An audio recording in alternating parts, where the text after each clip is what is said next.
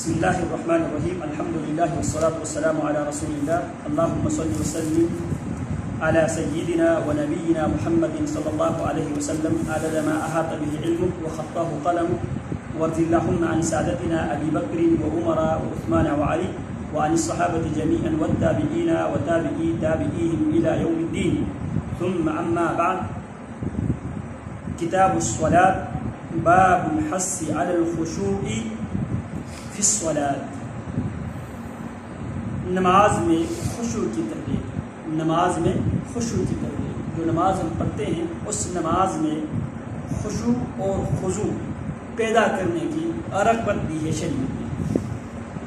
اس سلسلے میں پہلی حدیث عن ابی ہریرہ رضی اللہ عنہ قال نہى رسول اللہ صلی اللہ علیہ وسلم ان يصلي الرجل مختصرا، متفق علیہ واللفظ لمسلم ومعناه ان يجعل يده على خاصرته. سیدنا ابو ہریرہ رضی اللہ تعالی عنہ سے روایت ہے، فرماتے ہیں کہ رسول اللہ صلی اللہ علیہ وسلم نے نہا، نبی علیہ السلام نے منع فرمایا، ان یصلی الرجل، ان یہ کہ یصلی نماز پڑھے، الرجل آدمی، مختصراً کا معنی وہ مختصر نہیں ہے جو ہم اردو میں کہتے ہیں کہ مختصر، شارٹ کے معنی میں نہیں ہے. مختصراً کمر میں ہاتھ رکھ کر نماز پڑھنے سے منع کیا، یعنی آپ نماز میں اس طرح نماز پڑھنے سے اللہ کے نبی نے کیا کہا؟ منع کیا. کیوں؟ جب انسان اس طرح نماز پڑھتا ہے تو انسان کی نماز میں خشوع اور خضوع پیدا نہیں ہوتے.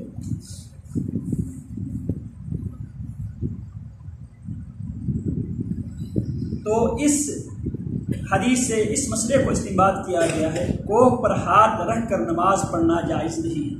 یہ ہوا کوہ پر، کمر پر اس طرح ہاتھ رکھ کے نماز پڑھنا شرعاً جائز نہیں ہے. حکمت کیا ہے؟ اس طرح نماز پڑھنے سے انسان ایک تکلف میں مبتلا ہوتا ہے. جب انسان تکلف میں مبتلا ہوتا ہے تو اس کی نماز میں خشوع اور خضوع نہیں ہے. وفي البخاري عن عائشة رضي الله عنها أن ذلك فعل اليهود في صلاتهم. بخاری میں سیدہ عائشہ رضی اللہ تعالی عنہا سے مروی ہے، فرماتے ہیں کہ رسول اللہ صلی اللہ علیہ وسلم نے فرمایا ان ذلك فعل اليهود، دوران نماز کے دوران کمر میں دونوں ہاتھ رکھ کر، اپنے کوک میں کمر میں ہاتھ رکھ کے نماز پڑھنا فعل اليهود، یہ یہودیوں کا فعل ہے، یہ یہودیوں کا عمل ہے. یہودی اس طرح نماز پڑھا کرتے تھے کہ کمر میں ہاتھ رکھا. تو مذکورہ والا فعل جو پہلی حدیث میں جو ذکر کیا گیا ہے یہ یہودیوں کا عمل ہے. ایک تو یہودیوں کا عمل ہے اس لیے منع کیا گیا، اور دوسری وجہ اس لیے منع کیا گیا کیونکہ اس طرح نماز پڑھنے سے نمازی کی نماز میں خشوع، جس خشوع کا مطالبہ کیا گیا ہے وہ خشوع انسان کی نماز میں نہیں ہوگا. وعن انس رضی اللہ عنہ ان رسول اللہ صلی اللہ علیہ وسلم قال اذا قدم العشاء فابدأوا به قبل ان تصلوا المغرب، متفق علیہ. سیدنا انس رضی اللہ عنہ سے روایت ہے ان رسول اللہ صلی اللہ علیہ وسلم، بے شک رسول اللہ صلی اللہ علیہ وسلم نے قال فرمایا اذا قدم العشاء، اذا جب قدم پیش کیا جائے، آگے رکھ دیا جائے، العشاء رات کا کھانا. اگر عین کے زیر کے ساتھ، کسرے کے ساتھ عشاء کی نماز ہے، اور اگر عین کے زبر کے ساتھ ہو، عین کے فتح کے ساتھ عشاء ہو تو کیا معنی ہے جی؟ رات کا کھانا. ایک ہے عشاء، ایک ہے عشاء. عشاء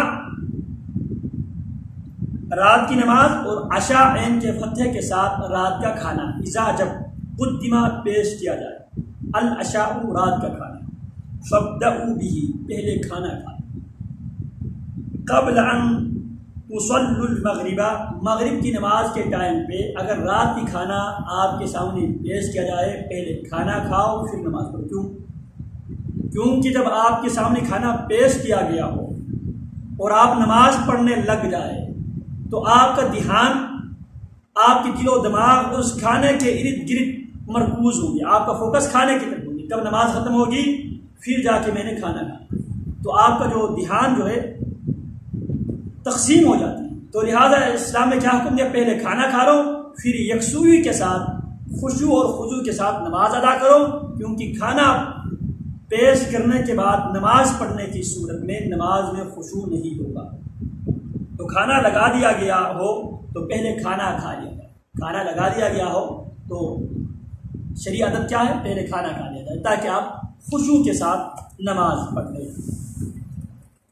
وعن ابی ذر رضی اللہ عنہ قال قال رسول اللہ صلی اللہ علیہ وسلم اذا قام احدکم للصلاة فلا يمسح الحصى فإن الرحمة تواجبه۔ سیدنا ابو ذر رضی اللہ تعالی عنہ سے روایت ہے، قال